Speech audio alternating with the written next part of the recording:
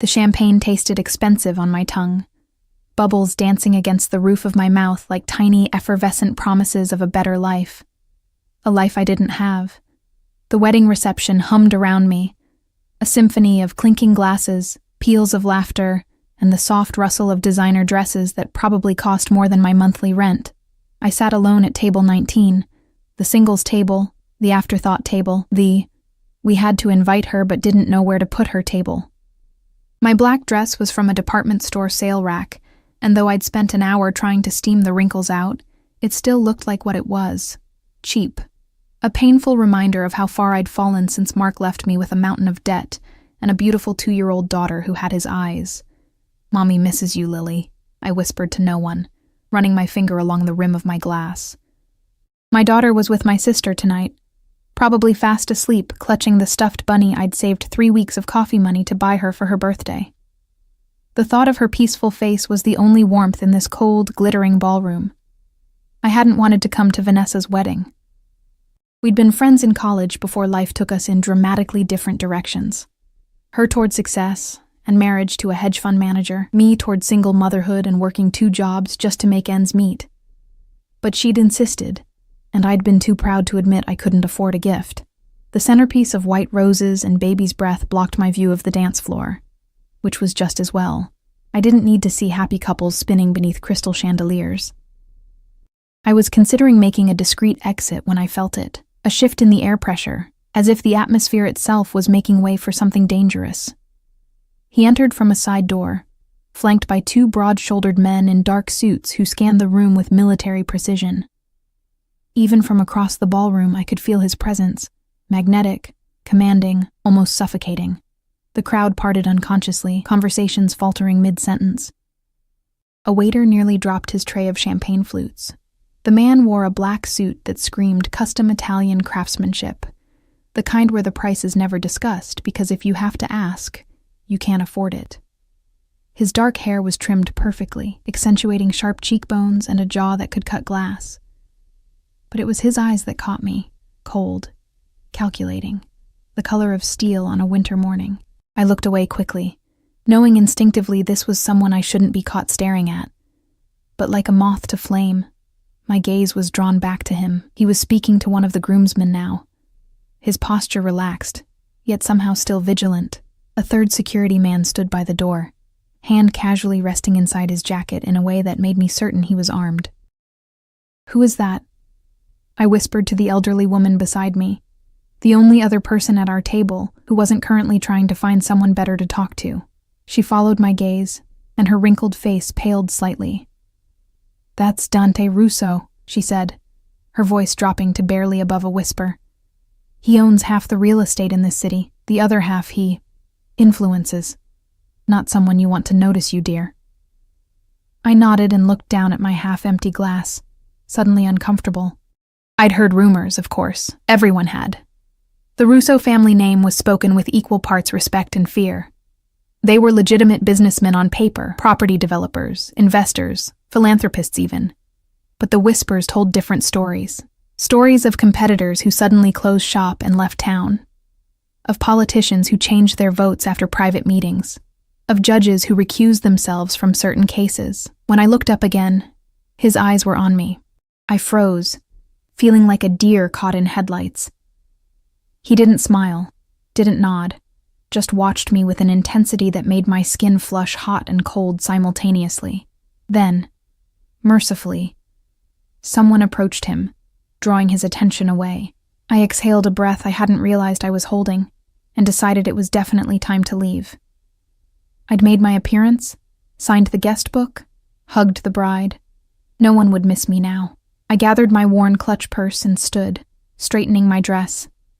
As I navigated between tables toward the exit, a passing waiter caught his sleeve on a chair, stumbling directly into my path. I swerved to avoid him, but my heel, already wobbly from too many wearings, twisted beneath me. I felt myself falling, bracing for impact and embarrassment. It never came. Instead, strong hands gripped my upper arms, steadying me with effortless strength. I found myself staring at an immaculately pressed white shirt and black tie and the subtle scent of sandalwood and something darker, more primitive, filled my nostrils. "Careful," said a voice above me, low and smooth as aged whiskey. "These floors can be treacherous." I looked up, and my heart stuttered in my chest. Dante Russo was holding me, his steel-gray eyes now close enough that I could see flecks of ice blue in their depths. One of his security men hovered nearby, looking simultaneously bored and alert, if such a combination were possible. Thank you," I managed to stammer, trying to step back. His hands lingered a moment longer than necessary before releasing me. "You're leaving early," he observed. Not a question, a statement of fact. Yes. I have a babysitter waiting. My daughter—" I stopped, wondering why I was explaining myself to this stranger who made my instincts scream danger. Something flickered in his expression at the mention of my daughter. "Family is important," he said, his Italian heritage detectable in the subtle cadence of his words, rather than any pronounced accent. "I don't believe we've been introduced." "Dante Russo." "Ellie Parker," I replied automatically, then immediately regretted giving my real name. But that was ridiculous. This man wouldn't remember me 5 minutes after I walked away. "Ellie," he repeated, as if tasting the syllables. "Short for Eleanor?" "Elizabeth, my grandmother's name." Again, why was I telling him this? His eyes traveled over my face, lingering on details in a way that made me feel simultaneously exposed and seen, truly seen, in a way I hadn't been for a very long time. "You're here alone," he stated, glancing at my bare ring finger. Before I could respond, a commotion near the main entrance caught his attention. His security detail tensed, hands moving subtly toward concealed weapons. I followed their gaze to see several men in suits entering, their bearing similar to Dante's security, but somehow more aggressive, less disciplined. Dante's expression hardened minutely. To anyone else, he might have appeared merely thoughtful, but standing this close, I could feel the sudden tension radiating from him. "The Cavallaro family," he murmured, almost to himself. Uninvited, I'm sure. I didn't know what was happening, but every instinct told me I'd stumbled into something dangerous. "I should go," I said quickly. His attention snapped back to me, calculating. Then, to my complete shock, he slid an arm around my waist, drawing me firmly against his side. "Stay," he said, the word somewhere between a command and a request. "Pretend I'm your husband tonight." My mouth opened in stunned silence. "Excuse me?" "Your presence benefits us both, Ellie Parker."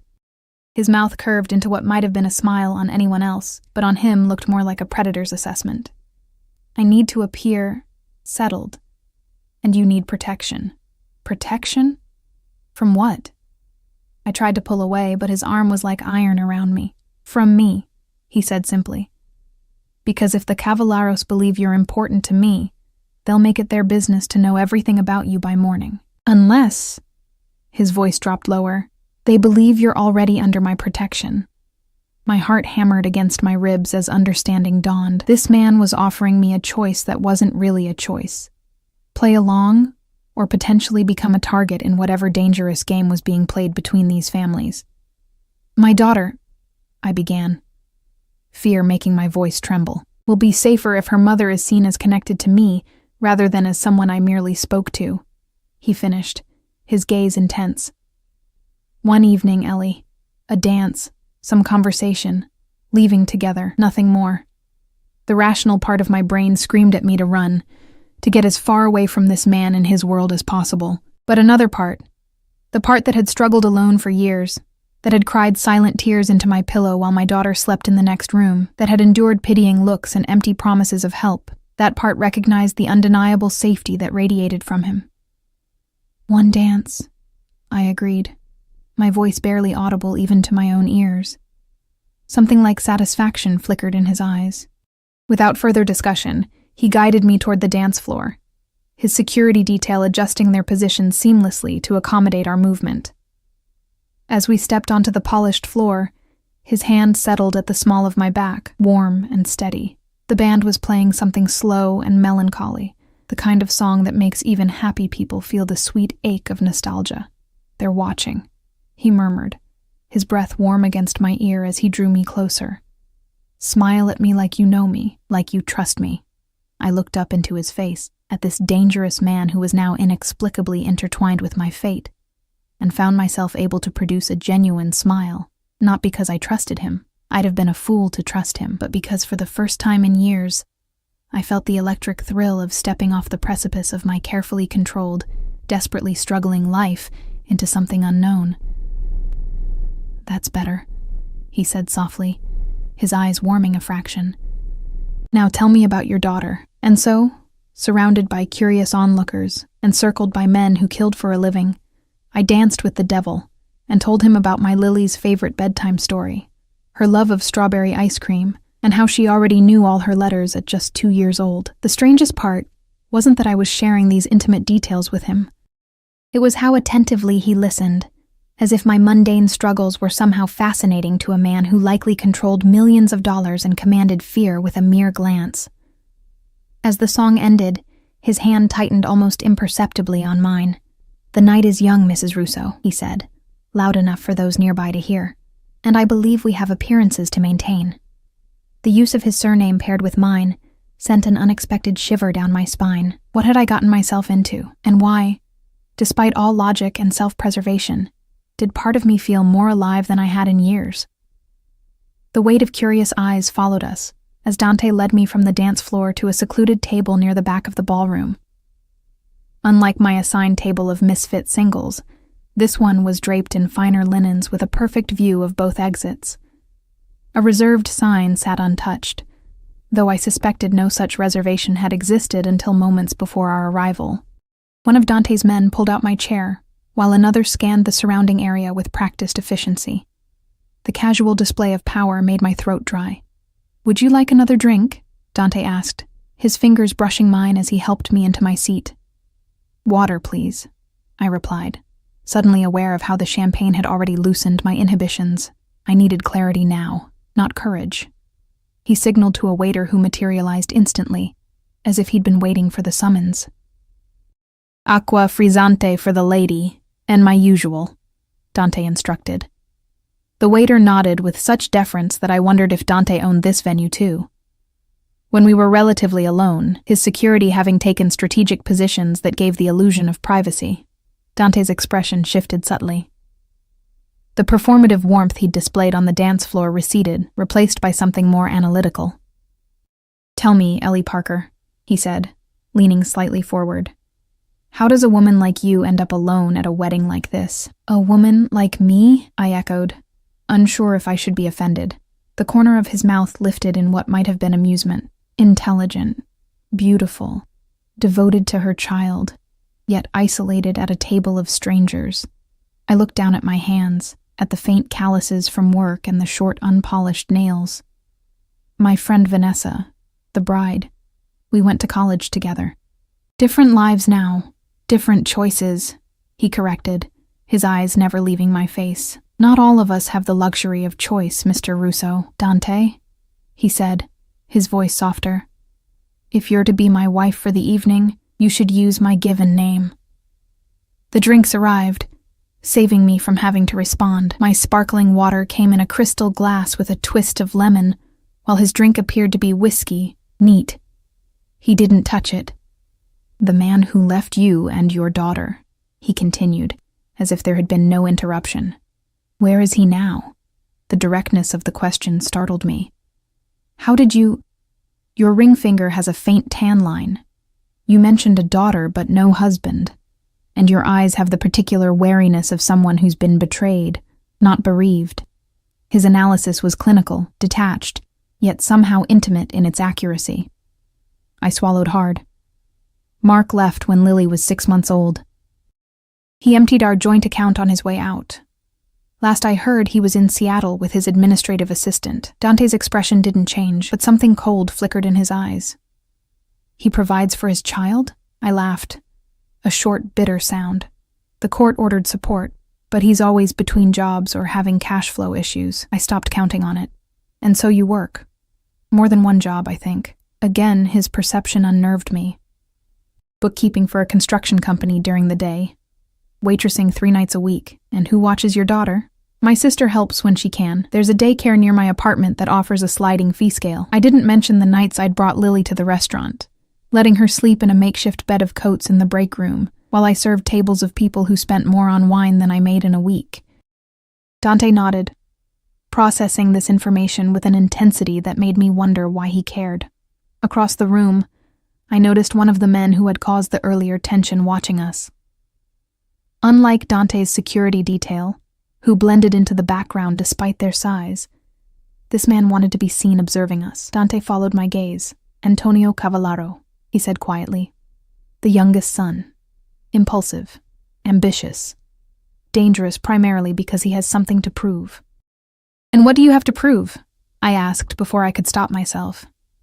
His eyes snapped back to mine, surprise flickering briefly before his composure returned. An interesting question, Ellie. Most people are too afraid to ask me anything so direct.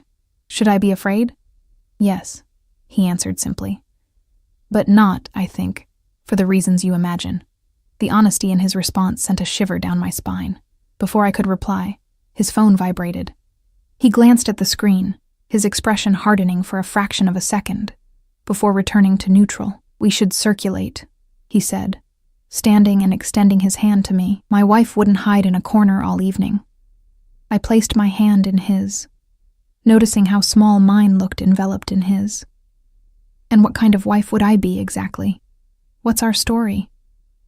Something like approval flashed in his eyes. Married 3 years, no elaborate proposal. I saw what I wanted and pursued it directly. You were reluctant at first, concerned about my business interests, but eventually decided the benefits outweighed the risks. That's specific, I said, as he guided me toward a group of guests. The most convincing lies contain elements of truth, he murmured against my ear, his arm sliding possessively around my waist. For the next hour, I played the role of Mrs. Russo with a conviction that surprised even me. Dante introduced me to business associates and acquaintances with such natural ease that I could almost believe we were truly married. I smiled at the right moments, laughed at insider jokes I didn't understand, and leaned into his touch as if it were familiar rather than alien.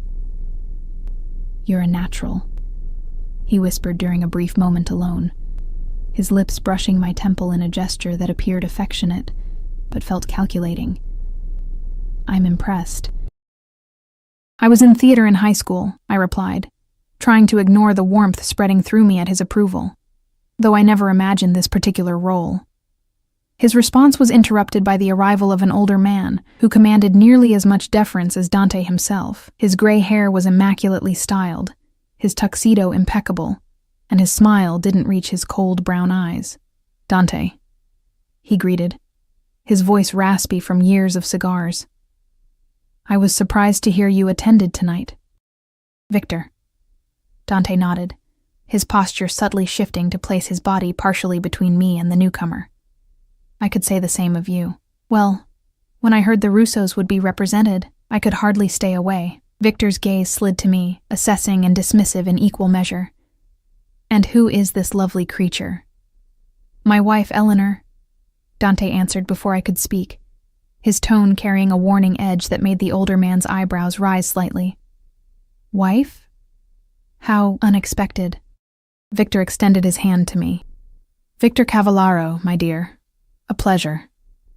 I took his hand, fighting the urge to wipe my palm afterward. Likewise.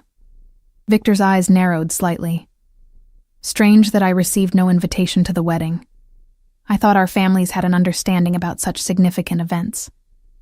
We kept it private, Dante replied smoothly. Ellie prefers to avoid the spotlight. And given recent tensions, I'm sure you understand my desire to protect what's mine. The possessive claim in his voice should have offended me. Instead, I felt a traitorous thrill at being claimed so definitively, even in pretense. Of course, Victor nodded, though his expression suggested he believed none of it. And the child? Is she yours as well? My breath caught. How did he know about Lily? Dante's hand tightened almost imperceptibly on my waist. My stepdaughter, Dante answered, his voice controlled but with an undercurrent of steel. Though I consider her mine in all the ways that matter. Family is family, Victor, as you well know. The implied threat hung in the air between them, wrapped in the veneer of civility, but unmistakable nonetheless. Victor smiled thinly. Indeed. Well, I won't keep you from your guests. A pleasure to meet you, Mrs. Russo. I'm sure we'll be seeing more of each other. As he walked away, I exhaled shakily. He knows about Lily. How? Information is currency, Dante replied, guiding me toward the bar. The moment I singled you out, they would have started digging. Basic details would be easy to find. Fear clenched my stomach. I need to call my sister. Already taken care of, Dante interrupted, his tone leaving no room for argument. While you were speaking with the bride earlier, I had my people secure your sister's apartment, discreetly, he added, seeing my expression. They believe it's routine security for the building. No one will connect it to you unless they're looking very carefully. I stared at him, torn between gratitude and horror. You had no right. I brought you into this. He cut me off, his voice low. I will ensure you and yours remain unharmed. Consider it the cost of doing business. This isn't business for me, I hissed, keeping my smile fixed for any observers. This is my life, my daughter's life. Something flashed in his eyes, not anger, but something equally intense. For tonight, they are one and the same. Trust me or don't, but understand that I protect what's mine, even temporarily. Before I could form a retort, the bride appeared at my elbow, slightly flushed from dancing and champagne. Ellie! Vanessa exclaimed, her eyes widening as she registered who I was with. I've been looking everywhere for you. Congratulations, I managed, acutely aware of Dante's hand still at my waist, warm and proprietary. Beautiful ceremony. Vanessa's gaze bounced between us, confusion and curiosity evident. Thank you. I don't believe we've met, she said to Dante, extending her hand. Dante Russo, he replied, taking her hand briefly. A pleasure. You've been friends with my wife for some time, I understand. The word wife hit Vanessa like a physical blow. Her perfectly made-up eyes widened comically. Wife? Ellie, you got married? When? How? Why didn't you tell me? The hurt in her voice was genuine, making me squirm with guilt, despite knowing this was all fabrication. Before I could stammer a response, Dante interjected smoothly. The fault is entirely mine, he said, his charm dialed to a setting that had Vanessa automatically softening. I'm afraid I'm rather private about my personal life, and insisted on keeping our relationship quiet. Business complications, you understand. Oh, of course. Vanessa nodded, as if she encountered mob-adjacent relationships regularly. Her eyes darted to his security detail, realization dawning. Well, I'm just so happy for you, Ellie. You deserve this. The sincerity in her voice made my chest ache. Vanessa had drifted away after college, our lives diverging as mine imploded and hers ascended. But in this moment I glimpsed the friend she had once been. Thank you, I whispered, accepting her hug. Over her shoulder, I saw Dante watching us with that same analytical intensity, as if cataloging every reaction, every emotion that crossed my face. When Vanessa was called away by her new husband, I turned to Dante. This is getting complicated, I muttered. Now she thinks we're actually married. What happens tomorrow when the truth comes out? Who says it will? He countered, checking his watch. It's nearly midnight. Time for us to make our exit, I think.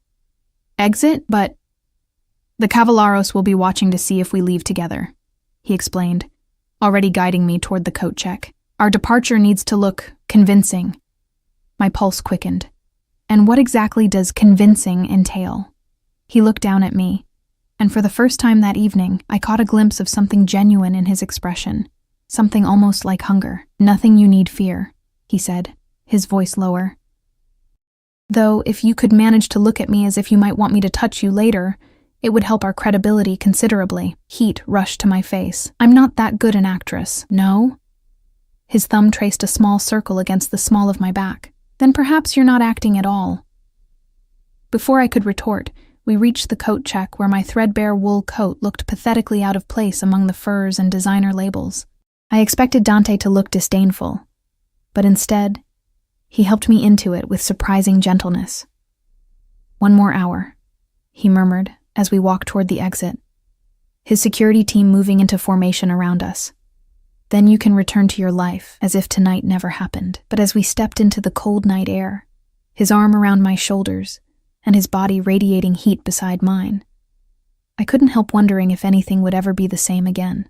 The sleek black Bentley waited at the curb, its engine purring softly like a predator at rest. One of Dante's security men opened the rear door, while another scanned the street with vigilant eyes. The third conferred quietly with the driver, who remained behind the wheel. "After you," Dante said, his hand at the small of my back guiding me forward. I hesitated. "Where are we going?"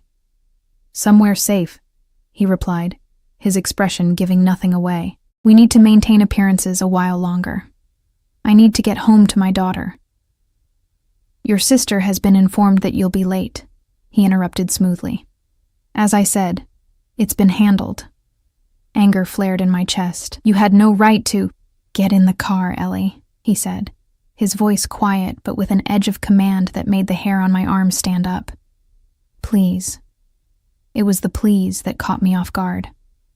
From everything I'd observed tonight, Dante Russo wasn't a man accustomed to saying please. The unexpected courtesy, coupled with the hard reality that I was now involved in whatever dangerous game was playing out between these families, propelled me forward into the car's luxurious interior. The leather seat welcomed me with buttery softness, a stark contrast to the cracked vinyl of my own second-hand sedan. Dante slid in beside me, his presence immediately filling the confined space. The door closed with a solid thunk, sealing us inside a bubble of opulence and tension. "You're angry," he observed, as the car pulled smoothly away from the curb. Two identical black SUVs flanked us, one ahead and one behind. "Wouldn't you be?" I countered, trying to keep my voice steady. "You've dragged me into something dangerous, made decisions about my family without consulting me, and now you're essentially kidnapping me." A flash of something, irritation, amusement, crossed his face. "If I were kidnapping you, Ellie, we wouldn't be having this conversation." I turned to face the window, watching the city lights blur past. We were heading downtown, away from my modest apartment in the suburbs, away from Lily. "Where are you taking me?" "My penthouse," he replied. "It's the most secure location, and the Cavalleros will expect us to spend the night together." My head snapped back toward him. "I am not spending the night with you." For the first time, a genuine smile curved his lips, transforming his severe features into something almost boyish. "I have 5 bedrooms, Ellie. You'll have your privacy." I felt heat rise to my cheeks. "That's not what I meant." "Isn't it?" His eyes held mine, searching. "You've spent the evening wondering if I intend to collect some form of payment for my protection. It's a reasonable concern." The directness of his assessment left me momentarily speechless. He continued before I could formulate a response. "I don't take unwilling women to my bed," he said, his tone matter of fact. "It doesn't interest me. And willing ones?" The question escaped before I could stop it. His smile deepened, revealing the barest hint of a dimple in his left cheek. "There haven't been as many as you might imagine. My lifestyle doesn't lend itself to conventional relationships." The vulnerability in that admission caught me off guard. Before I could examine it further, the car slowed, turning into an underground parking garage beneath one of the most exclusive addresses in the city. Unlike the public entrance with its gleaming marble and uniformed doormen, this access point was utilitarian and heavily secured. A guard stepped forward, examined our vehicle, then waved us through after receiving a nod from our driver. "Home sweet home," Dante murmured as we pulled into a private bay, marked with his initial. Within moments, I was ushered from the car into a private elevator that required both a key card and a fingerprint scan. Dante's security detail remained professionally detached, but I felt their constant assessment. I wondered what they saw when they looked at me, a liability perhaps, or just another of their boss's temporary distractions. The elevator ascended silently, its mirrored walls reflecting infinite versions of us. The powerful man in his perfect suit, and the out-of-place woman in her discount dress, standing just far enough apart to suggest unease. "My head of security, Marco, will remain on this floor tonight," Dante said, breaking the silence. "If you need anything, or if you become concerned about my intentions, you can call for him. I studied his reflection. You're giving me a safeguard against you in your own home? I want you to feel secure. Why? The question was barely above a whisper. Before he could answer, the elevator doors slid open to reveal his penthouse. I stepped out and froze, momentarily stunned by what I saw. I had expected cold opulence, the sterile luxury of old money or the gaudy display of new wealth. Instead, I found myself in a space that was undeniably masculine, but surprisingly warm. Floor-to-ceiling windows offered a panoramic view of the city lights spread below like fallen stars. The furnishings were modern yet comfortable, rich leather, natural wood, and touches of deep blue and burgundy that lent warmth to the open space. But what truly caught me off guard were the books. Hundreds of them lining built-in shelves, stacked on side tables, even open on the kitchen counter as if recently abandoned. Not display books chosen for their matching leather bindings, but real books with creased spines and dog-eared pages. You read, I said stupidly. Dante observed my reaction with quiet interest. Did you expect me to be illiterate? No, I trailed off, embarrassed by my assumption.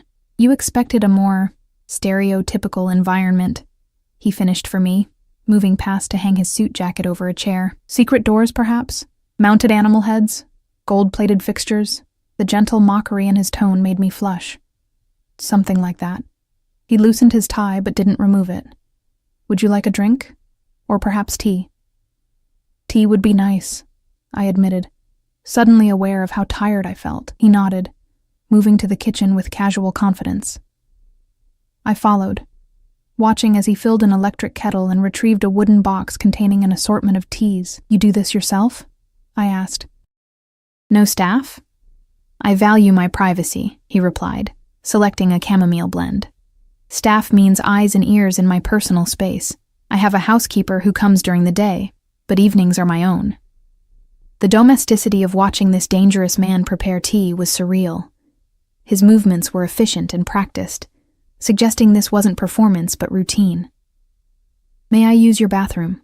I asked, needing a moment alone to gather my thoughts. He gestured down a hallway. Second door on the right.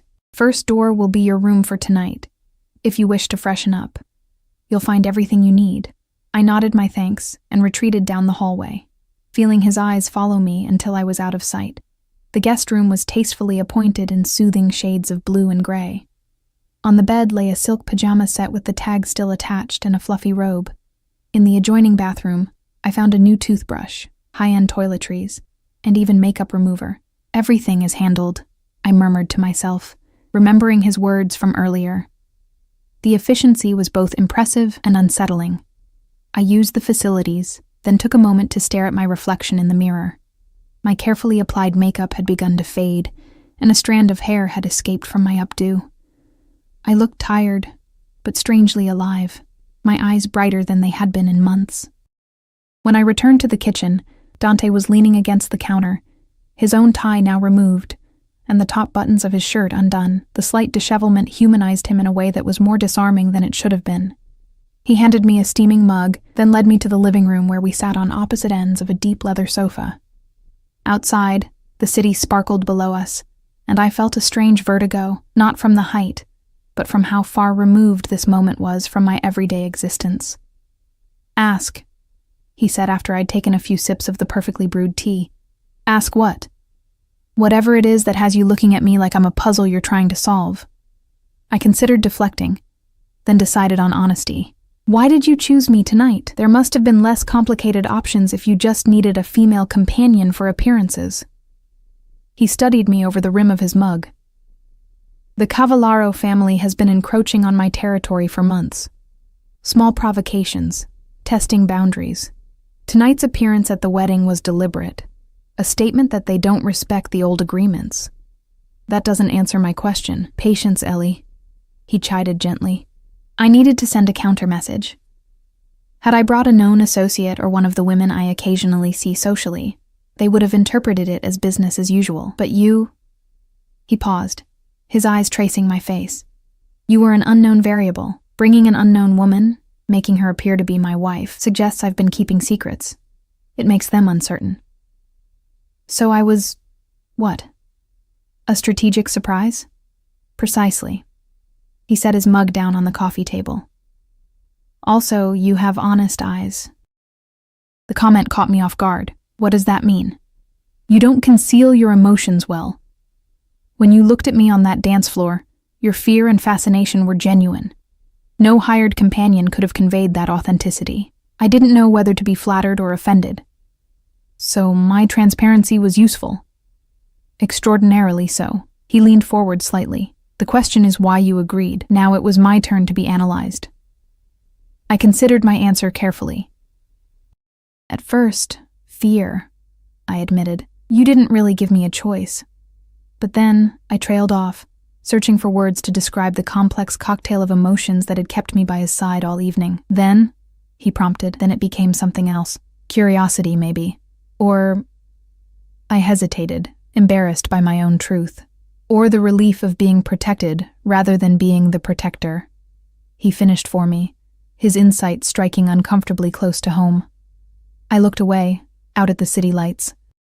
Since Mark left, everything has been on my shoulders. Every bill, every decision, every midnight fever or nightmare. Sometimes I feel like I'm drowning 1 inch at a time. And tonight, someone else took the weight. He observed quietly. Yes. The admission felt both shameful and liberating. But it's an illusion, isn't it? Tomorrow I go back to reality. Something shifted in his expression. A calculation forming behind those steel gray eyes. What if you didn't have to? Not completely. My pulse quickened. What do you mean? The cavalleros will be watching you now, at least for a while. They'll expect our relationship to continue. It would be safer, for both you and your daughter, if we maintained the appearance of connection. For how long? I asked, caution warring with an inexplicable excitement. Until the current situation stabilizes. A few weeks, perhaps a month. I set my mug down with a sharp click against the glass table. You want me to pretend to be your wife for a month? That's insane.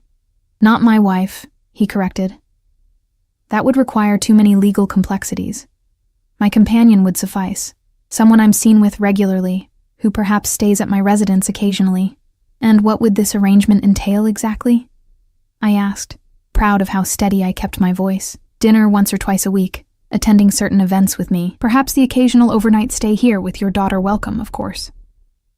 His expression remained neutral, businesslike. In return, I would ensure your financial situation improves considerably. I stood abruptly. I'm not a prostitute, Mr. Russo. I never suggested you were, he replied, remaining seated. His calmness in the face of my outburst was infuriating. I'm offering a mutually beneficial arrangement. You provide a service, your presence, which humanizes me in certain circles and keeps my enemies uncertain. I provide compensation and protection.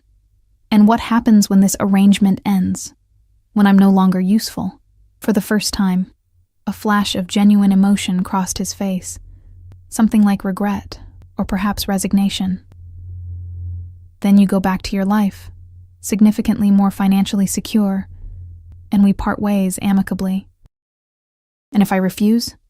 He stood then, moving closer until I had to tilt my head back to maintain eye contact. Then I ensure your safety for the next several days while interest in you fades, and we never see each other again. The option to walk away should have been a relief. Instead, it left me with a hollow feeling I couldn't quite name. Why me? I asked again, needing to understand. The real reason.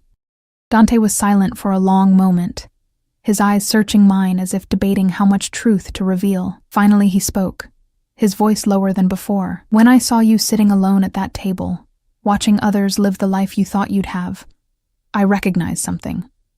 He paused, seeming to choose his words with unusual care. Something I understand. The weight of responsibility, the loneliness of carrying burdens others don't see. He reached out, his fingertips brushing a strand of hair from my face with unexpected gentleness. You're stronger than you realize, Ellie Parker. And strength interests me. My breath caught at his touch, my skin tingling where his fingers had grazed it. The air between us seemed to thicken. charged with something dangerous and electric. For one wild moment, I thought he might kiss me. Worse, that I might want him to. The moment shattered when his phone vibrated. He checked it with a slight frown, then looked back at me. "It's late," he said. His voice returned to its usual controlled timbre. "You should rest. We can discuss this further in the morning." The abrupt dismissal left me off balance. "And if my answer is no, if I want to leave now, then Marco will drive you home immediately," he replied without hesitation. "But I hope you'll consider my offer overnight, for both our sakes." I nodded, suddenly exhausted by the emotional whiplash of the evening. "Good night, then." "Good night, Ellie," he said softly.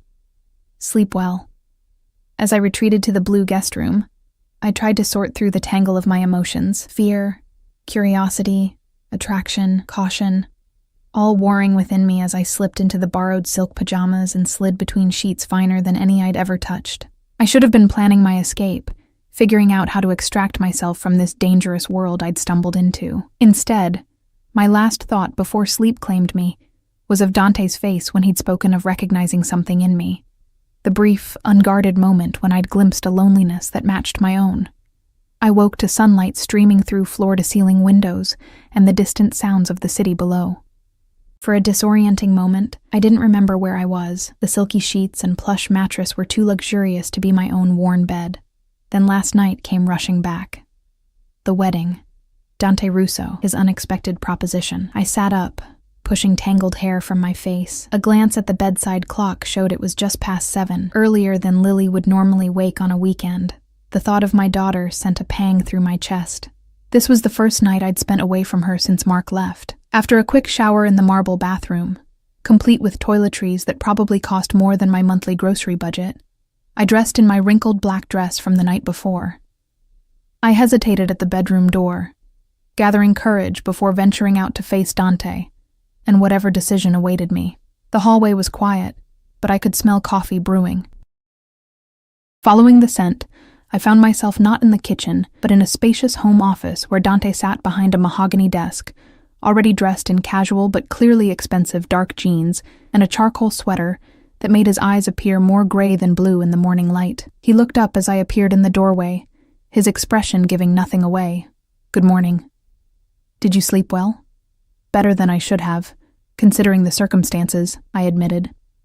A small smile touched his lips. "Coffee? There's breakfast in the kitchen." "Just coffee, thank you. I should get home to Lily." He nodded and rose, leading me to the kitchen where a full breakfast spread waited. Fresh fruit, pastries, eggs kept warm in covered dishes. Despite my words, my stomach growled audibly. "Perhaps a quick bite while your coffee cools," he suggested, handing me a steaming mug. "Your daughter is fine, by the way. My people checked 20 minutes ago." The casual mention of his surveillance sent a chill through me. "You're having my family watched. Until we determine our path forward, yes."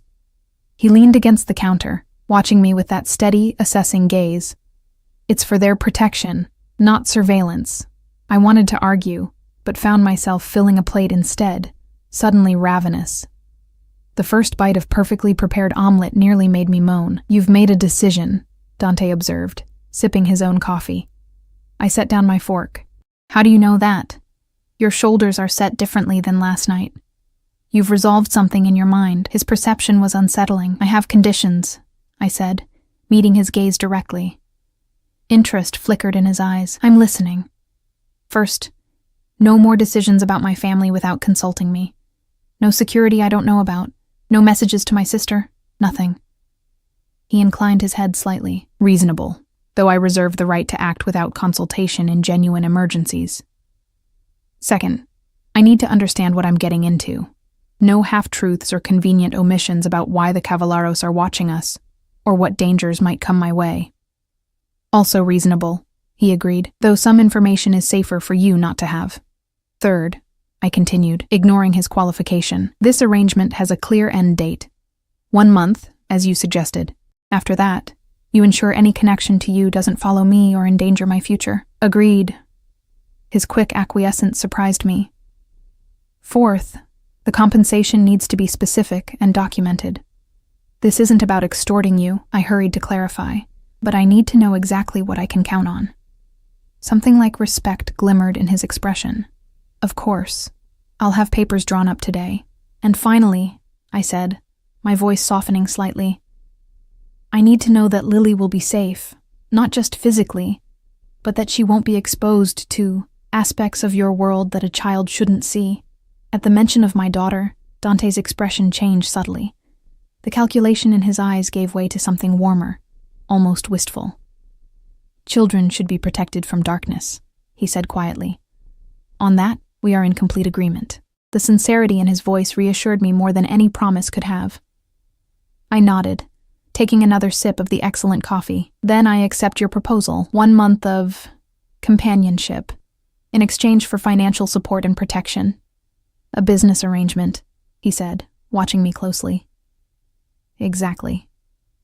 I met his gaze steadily, ignoring the flutter in my stomach when his eyes darkened slightly. Then we should discuss logistics, he said, setting down his coffee cup.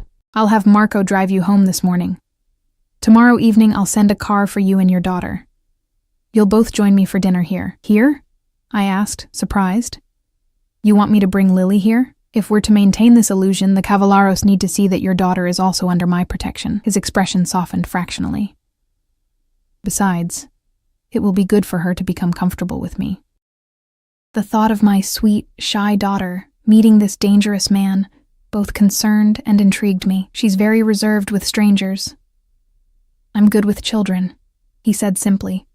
Something about the quiet confidence of that statement made me believe him. All right, I agreed. Dinner tomorrow, but nothing fancy. Lily's favorite food is mac and cheese. A genuine smile transformed his face, revealing that disarming dimple again. Mac and cheese it is. 2 hours later, I was back in my small apartment, hugging Lily, as if I'd been gone for weeks instead of overnight. My sister Sarah watched with thinly veiled curiosity. So, she said when Lily had returned to her coloring books, are you going to tell me what happened, and why there's a guy who looks like a government agent parked outside? I took a deep breath, launching into the edited version of events I'd prepared during the car ride home.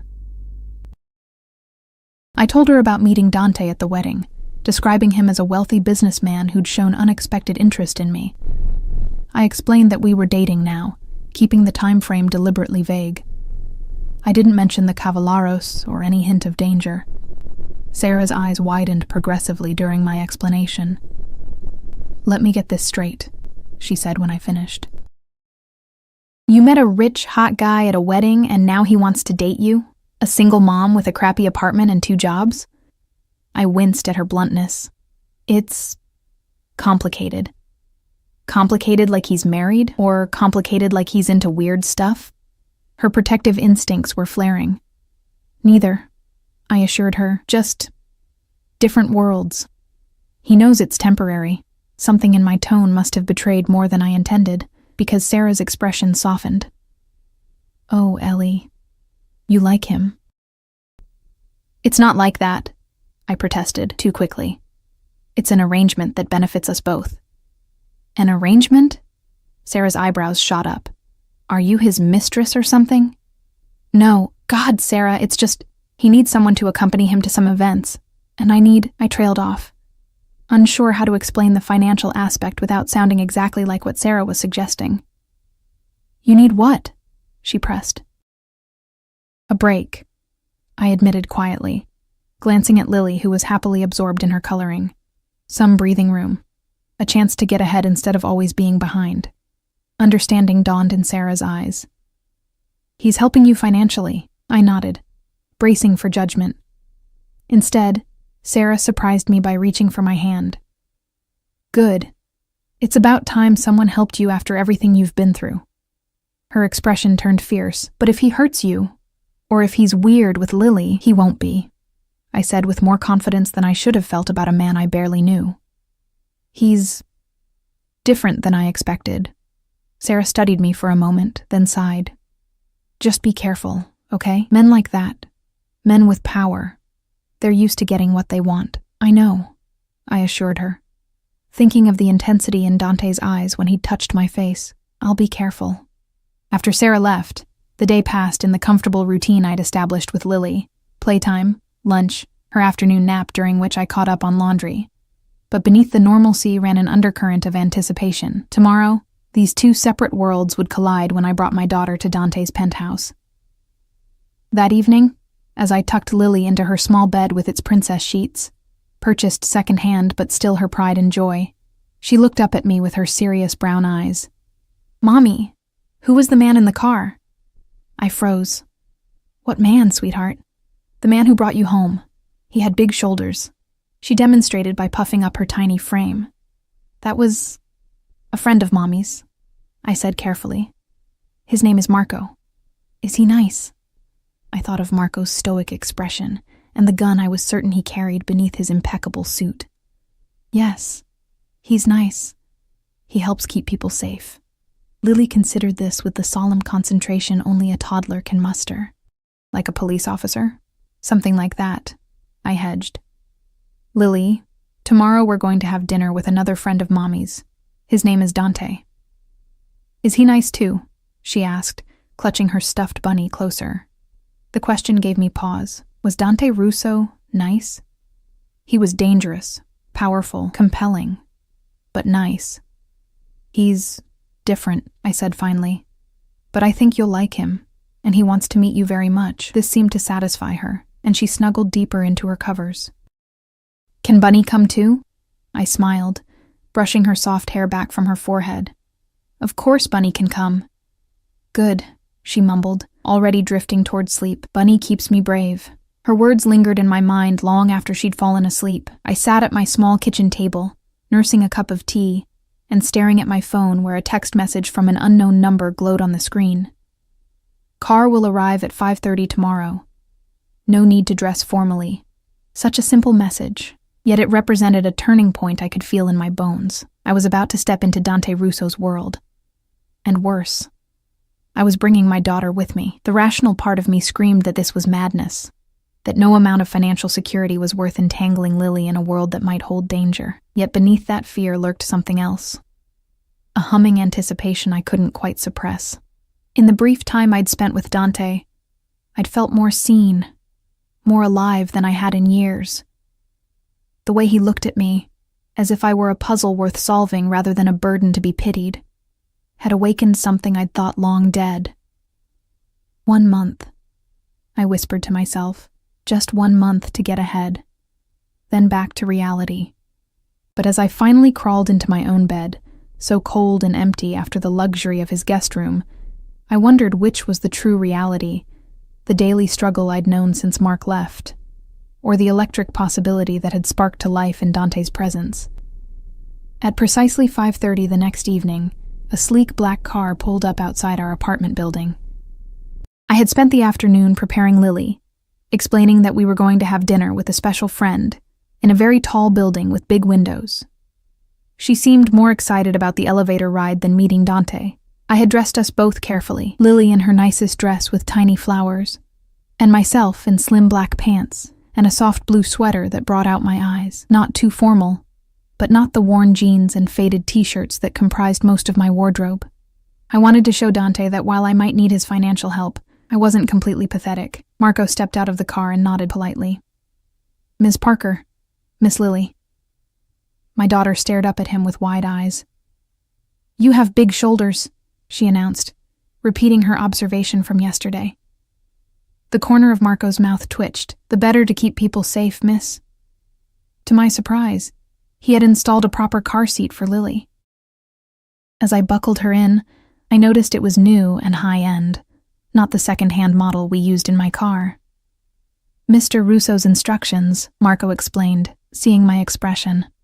The drive to Dante's building was filled with Lily's excited commentary about everything we passed. When we finally pulled into the private garage, she clapped her hands at the sight of the elevator. "Does it go super high?"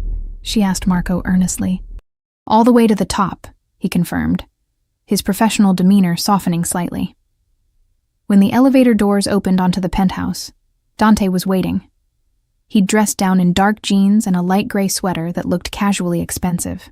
His eyes found mine first, a brief assessment that felt like a physical touch, before shifting to Lily. His entire demeanor changed as he crouched down to her level. "You must be Lily," he said, his voice gentler than I'd ever heard it. "I'm Dante." "Thank you for coming to dinner." Lily clutched her bunny tighter and pressed against my leg, suddenly shy. "This is Bunny," she mumbled, holding the stuffed animal slightly forward as both shield and introduction. "It's an honor to meet you both," Dante replied with perfect seriousness. He glanced up at me, a question in his eyes. I nodded slightly, and he continued. "Would Bunny like to see the view? You can see the whole city from here." Interest overcame Lily's shyness. "Can we, Mommy?" "Of course," I said, unable to suppress a smile at Dante's unexpectedly perfect approach to my reserved daughter. He led us to the windows, but remained a respectful distance from Lily, allowing her to adjust to his presence without pressure. I watched in fascination as this dangerous man pointed out landmarks to my daughter with infinite patience, answering her endless questions about how high we were and if we could see airplanes. "Something smells yummy," Lily announced suddenly, turning toward the kitchen. "That would be dinner," Dante replied. "I promised your mom we'd have mac and cheese." Lily's eyes widened. "That's my favorite. What a coincidence," he said with mock surprise. "Mine too." Dinner was served at the kitchen island rather than the formal dining table I'd glimpsed earlier. The mac and cheese was homemade, not from a box, but Lily didn't seem to mind the upgrade. There were also roasted vegetables and fresh bread. Simple, but perfect. "Did you make this?" I asked Dante quietly, while Lily concentrated on spearing a piece of broccoli. He nodded. "I told you, I value my privacy. Learning to cook was a necessity." "It's delicious," I admitted, watching him with new eyes. The image of Dante Russo cooking comfort food for a toddler was incongruous with everything I thought I knew about him. "I have something for after dinner," he told Lily, who immediately perked up. "But only if your mom says it's okay." She turned to me with pleading eyes. "Please, Mommy?" "That depends on what it is," I said, giving Dante a questioning look. "Ice cream," he replied, "and perhaps a movie. I've been told Frozen is quite popular with young ladies these days." Lily gasped in delight, and I found myself laughing at his solemn delivery. "You've done your research." A hint of that dimple appeared. "I like to be prepared." After dinner, while Dante set up the movie in the living room, I helped Lily wash her hands. "What do you think of Mr. Dante?" I asked carefully. She considered this with adorable seriousness. "He's tall, and he makes good mac and cheese." Then, leaning closer as if sharing a great secret, she added, "I think Bunny likes him." Coming from Lily, this was a ringing endorsement. The three of us settled on the large sofa to watch the movie, with Lily insisting on sitting between us. As animated princesses sang about letting things go, I found myself watching Dante more than the screen. He seemed genuinely engaged in the film, asking Lily quiet questions about the characters and listening to her explanations with real interest. Halfway through, Lily's eyelids began to droop, and she gradually leaned against Dante's arm. Instead of stiffening or moving away, he adjusted slightly to make her more comfortable. The sight of my daughter trustingly falling asleep against this man who inspired fear in grown men made my throat tight with unexpected emotion. When the movie ended, Dante carefully shifted Lily so I could pick her up. "There's a room prepared for her," he said softly. "And for you, if you'd like to stay. Or Marco can drive you home." The idea of transferring a sleeping Lily back to the car, then up to our apartment, was exhausting to contemplate. "We'll stay," I decided, "if it's not too much trouble." "Never," he said simply. He led me to a room I hadn't seen the previous night.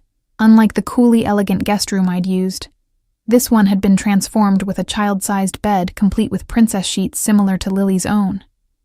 A small lamp cast star-shaped patterns on the ceiling, and a selection of children's books sat on the nightstand.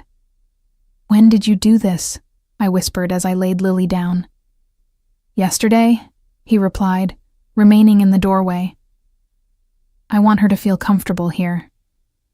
I covered my daughter with the soft blanket and placed Bunny in her arms before joining Dante in the hallway, pulling the door halfway closed behind me. "Thank you," I said, genuinely moved. "You're very good with her." Something like sadness flickered across his face. Children are easy to understand. They want safety, comfort, and to be taken seriously. Adults are far more complicated. We moved to the living room, where he poured 2 glasses of wine and joined me on the sofa, a respectable distance between us. "So this is the arrangement," I said after a comfortable silence. "Dinners and movies and domesticity?" His lips curved slightly, "when possible. There will be some events, a charity gala next weekend, a dinner at a restaurant I own, times when we'll be seen together publicly." "And the Cavalleros? Have they been watching?" Dante took a sip of wine before answering. "They've made inquiries, discreet surveillance. Nothing threatening yet, but they're curious about you." "Should I be worried?" "Not as long as you're with me," he said with quiet confidence. "Victor Cavallaro is many things, but he's not reckless. Direct action against someone under my protection would spark a war he's not ready for." I studied him over the rim of my glass. "You make it sound so clinical. Is that how these tensions between families usually play out?" "Usually," he agreed. "It's business, ultimately. Territory, influence, profit margins. Occasionally it becomes personal, which is when things get messy. And this situation? Business or personal?" His eyes darkened slightly. "It was business. Until I involved you. The implication hung in the air between us, charged and dangerous. I changed the subject. "The room you prepared for Lily, it's perfect. How did you know what she'd like?" He seemed to accept the shift. "I asked my housekeeper. She has grandchildren."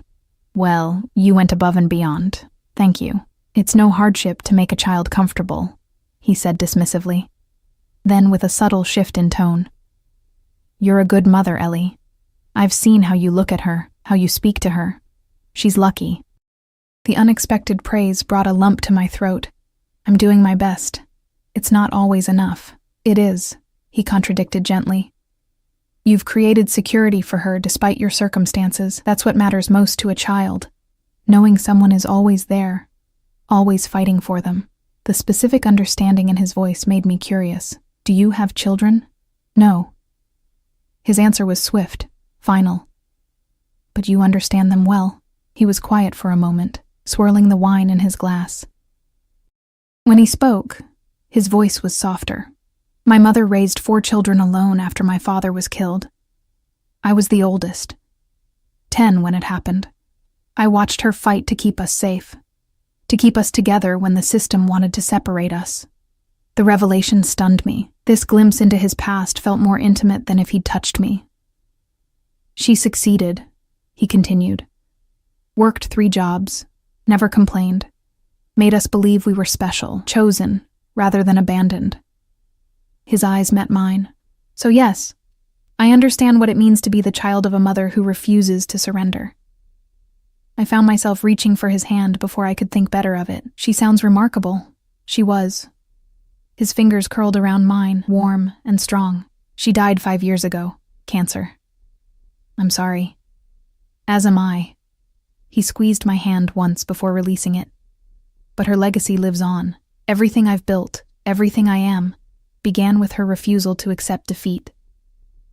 We talked for hours after that, about our childhoods, our dreams before life intervened, books we'd loved. I learned he'd put himself through business school working as a bouncer, that he spoke 4 languages fluently, that he traveled to Italy yearly to visit his father's hometown. I told him about my accounting degree, my love of painting that I'd abandoned for practicality, my hopes for Lily's future. Never once did we discuss his business empire or the specifics of how he'd acquired his wealth and power.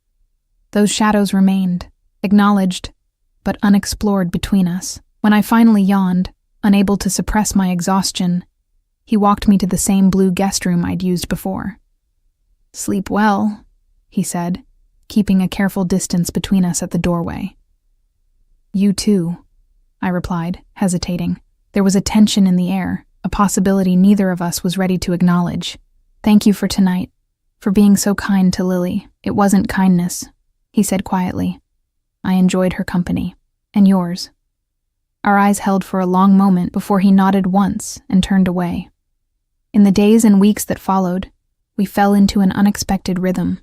Twice-weekly dinners at his penthouse, where Lily gradually claimed her princess room as her own. Weekend brunches at a private table in his restaurant, where he taught my daughter to eat spaghetti properly and never minded when she made a mess. A charity gala, where I wore a dress he'd had delivered. midnight blue silk that made me feel beautiful for the first time in years. Through it all, Dante maintained a careful distance physically while drawing closer in every other way. He learned Lily's favorite foods, stories, games. He noticed when I was tired and sent me home with prepared meals for the next day. He asked about my work, listened to my frustrations, offered suggestions that were never patronizing. Each time we were in public, his hand would rest at the small of my back, his body slightly angled toward mine, his eyes checking regularly to ensure I was comfortable. To anyone watching, we appeared to be a couple, perhaps even in love. Sometimes, in unguarded moments, it felt true. The promised financial support arrived as discreetly as everything else he did. A consultancy contract for a legitimate business he owned, paying me more for part-time work than I'd ever made at both my jobs combined. It allowed me to quit waitressing, to spend more evenings with Lily, to begin saving for her future. I knew it was an illusion, a temporary arrangement that would end when the month was up. But as the weeks passed and the deadline approached, I found myself dreading the return to reality more than I'd anticipated. Not just for the financial security, but for the man himself, for the way he looked at me as if I mattered, for the sound of Lily's laughter when he spun her around the living room, for the quiet conversations after she was asleep, when he shared pieces of himself I suspected few had ever seen. "Tomorrow is a month," I said one evening as we sat on his balcony, the city lights spread below us like a carpet of stars. Lily was asleep in her room, surrounded by toys he'd gradually accumulated for her. "Yes?" he agreed, his expression unreadable. "Our arrangement comes to an end." The words felt like a physical blow, though I'd been expecting them. "The Cavalleros? Have they lost interest?" "Largely. There have been other developments that have captured their attention." I nodded, trying to keep my expression neutral. "Then I suppose we should discuss the transition. How will explain my sudden absence from your life?" Dante was quiet for so long I thought he might not answer. When he finally spoke, his voice was carefully controlled. "There is another option." My heart skipped. "What option?" "No transition," he said simply. "No explanation needed because there would be no absence." "I don't understand." He turned to face me fully, his eyes more vulnerable than I'd ever seen them. "Stay, Ellie. Not as part of an arrangement, not for a predetermined time, just stay." "Why?" I whispered, needing to hear him say it. "Because when you and Lily are here, this place feels like a home instead of a fortress. Because I find myself checking the time on days you're coming, counting the hours. Because—" He paused, his composure slipping for the first time since I'd known him. "Because I think I'm falling in love with both of you." The confession hung in the air between us, as terrifying and beautiful as a free fall. I reached for his hand, twining my fingers with his. "I think," I said softly, "that we might be falling in love with you too." When he kissed me, it felt like coming home to a place I'd never been before, unfamiliar, yet perfectly right. His hands cradled my face with a gentleness that belied their strength, and I knew with sudden clarity that this dangerous man would never be dangerous to me or my daughter. "Stay," he whispered against my lips, and I did.